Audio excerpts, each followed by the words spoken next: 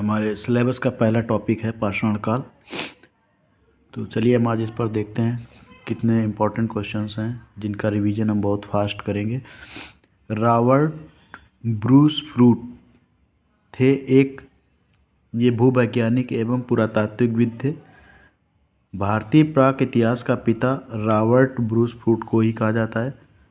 कोपनहाइगन संग्रहालय की सामग्री से पाषाण कांस्य एवं लौह युग का त्रियुगीन विभाजन थॉमसन ने किया था। पशुपालन के साक्ष्य सर्वप्रथम मध्य पाषाण काल में मिले हैं। मध्य पाषाण काल में पशुपालन के प्रमाण जहाँ से मिले वह स्थान आदमगढ़ है। चौपानी मांडो, काकोरिया, मैदाह एवं सराय नहर राय स्थलों में से हड्डी के उपकरण प्राप्त हुए हैं। कौन कौन से? चौपानी मांडो, काकोरिया, मैदाह, सराय नहर राय स्थलों में से हड्डी के उपकरण प्राप्त हुए। तो इनमें जो है वो मैदाह है और सराय नहर राय, इनसे हड्डी के उपकरण मिले हुए हैं। हड्डी से निर्मित आभूषण भारत में मध्य पाषाण काल में प्राप्त हुए, सराय नहर राय और मैदाह से प्राप्त हुए। एक ही कब्र से 3 मानव कंकाल मिले दमदमा से। ये बड़ा यूनिक प्रश्न पूछा गया। खाद्यान्नों की कृषि सर्वप्रथम प्रारंभ हुई नवपाषाण काल में। भारत में प्रथम मानव जीवाश्म प्राप्त हुआ नर्मदा घाटी से। मानव द्वारा सर्वप्रथम प्रयुक्त अनाज जौ था।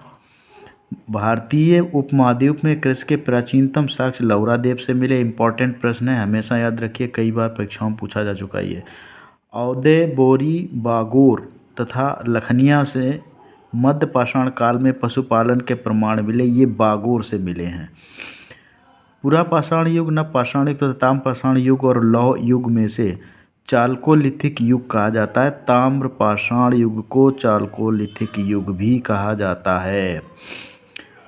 आमरी, मेहरगढ़, कोटदीजी तथा कालीबंगा में से वह पुरास्थल जहाँ से पाषाण संस्कृति से लेकर हड़प्पा सभ्यता तक के सांस्कृतिक अवशेष प्राप्त हुए वो है मेहरगढ़। अच्छे से याद कर लीजिए इसको।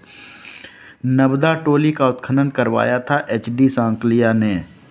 नबदा टोली पर बहुत प्रश्न पूछा जाता है। नबदा टोली कहाँ स्थित है? मध्य प्रदेश में स्थित है। बृहत पाषाण स्मारकों की पहचान की गई है मृतक को दफनाने के स्थान के रूप में।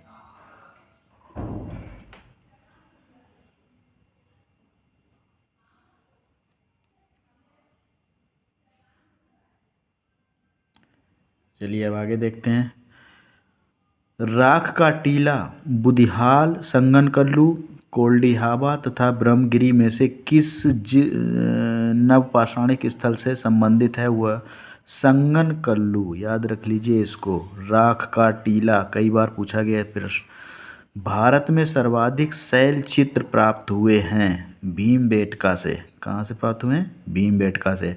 अजंता, भीमबेटका, बाघ तथा अमरावती में से वह स्थल जो प्रागैतिहासिक चित्रकला के लिए प्रसिद्ध है वो है भीमबेटका। बड़ा सा इस पे भीमबेटका पे भी बहुत सारे सवाल आ चुके हैं अब तक। भीमबेटका की गुफाएं स्थित हैं अब्दुल्लागंज, रायसेन, मध्य प्रदेश में है ये जगह।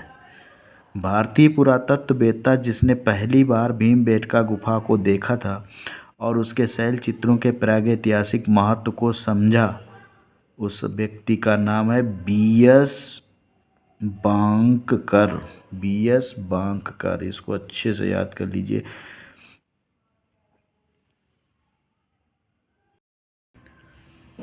चलिए दोस्तों स्टार्ट करते हैं। तो देखिए, जैसे आज हम पाषाण काल पे कुछ क्वेश्चनों की प्रैक्टिस करेंगे और कब कब ये परीक्षाओं में आए हुए हैं, इससे आपको काफ़ी हेल्प मिलेगी। हमने पहले वीडियो बना दिए हैं इन टॉपिक्स पर, ताकि आपको जब ये प्रैक्टिस करें तो याद रहे कि हाँ इस क्वेश्चन का ये वाला आंसर सही है। तो चलिए देखते हैं। सबसे पहले जैसे रॉबर्ट ब्रूस फ्रूट थे, तो ये एक पुरातत्वविद थे और भूगर्भ वैज्ञानिक भी थे। कोपनहेगन संग्रहालय की सामग्री से पाषाण कांस्य और लौह युग का त्रियुगीन विभाजन ये थॉमसन ने किया था। फिर उसके बाद उत्खनित प्रमाणों के अनुसार पशुपालन का प्रारंभ किया था। तो ये हुआ था मध्यपाषाण काल में। आप अगर चाहें तो इसका डिटेल भी देख लीजिए, आप पढ़ लेंगे तो अच्छा रहेगा। वीडियो को रोक रोक के आप पढ़ लीजिए। बाकी हम जल्दी जल्दी रिवीजन करा रहे हैं ताकि आपका मैक्सिमम रिवीजन हो सके। मध्य पाषाणिक प्रसंग में पशुपालन के प्रमाण जहाँ मिले वह स्थान था आदमगढ़। यहाँ पर पशुपालन के प्रमाण मिले। निम्नलिखित में से जिस स्थल से हड्डी के उपकरण, तो ये मैदाह से, हड्डी जो है मैदाह से, तो हमने जो पीछे वीडियो बनाए वहाँ पर ये सारे बता दिए।